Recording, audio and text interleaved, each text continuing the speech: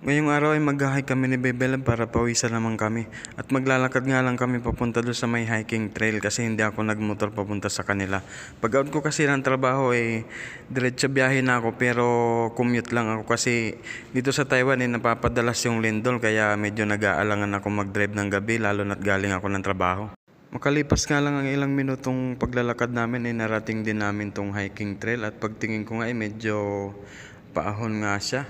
At si Bebe Love naman parang medyo inaantok pa pero sigurado mamaya niyan hingal-hingal na yan.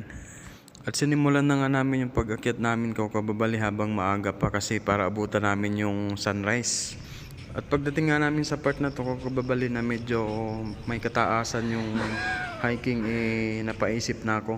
Pero itinuloy pa rin namin ni Bebe Love kasi sayang yung punta namin. Maya-maya nga pansin ko si Bebe Love medyo medyo tumutukod na sa tuhod niya. Kaya nagpahinga kami saglit dyan para makapag-relax naman yung mga binti ni Bebe Love. Pagtapos nga palang magpahinga ni Bebe Love, tumuloy na kami ulit sa pag-akyat namin sa bundok. At pagkaraan ng ilang minuto, ito na yung nakita naming view, kababali, na napaka sobrang solid. Ayan, kitang-kita yung buong Shulin, Taipei.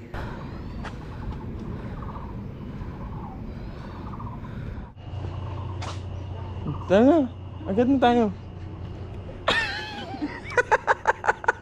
So yung kababali, ito pala yung naagat namin. Gusto niya lang umuwi kasi yung Thailand daw niya nasisiR daw siya.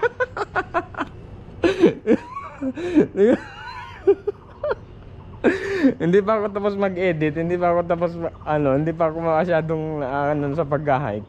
Aga-aya na siya. Ama yung baon namin, huy. Tara. Dito nga sa taas, Wala naman dyan. Meron dyan, makulit ka. Sa baba lang daw ang CR.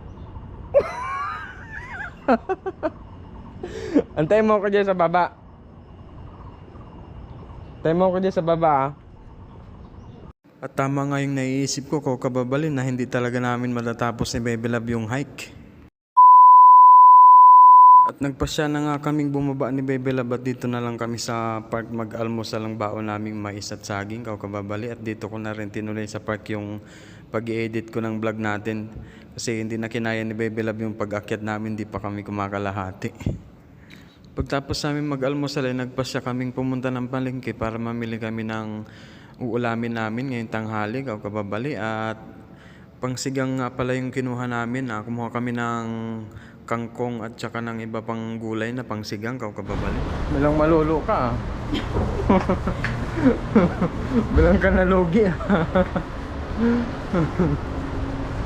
Kailangan ko kwarta na may nagpinsili ay. Ay, kukurkin niya.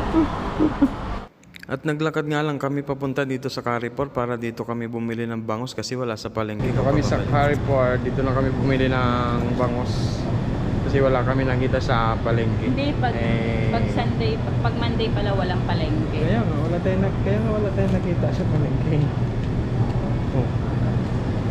Ay, lubog. Pag-uwi nga namin ng bahay, agad nang hiniwa-hiwa ni Bebe Love yung bangus at agad na rin siyang nag-prepare ng mga gulay at nagpakulo na rin siya ng tubig na may kamatis para sa sinigang kababali. Pagkaluto nga ni Bebe Love ng sinigang na bangus, kumain na rin kami at meron din pala kaming ulam na laing na bigay ng kapatid niyang bunso na luto nung kanyang jowa. Yun lang, salamat!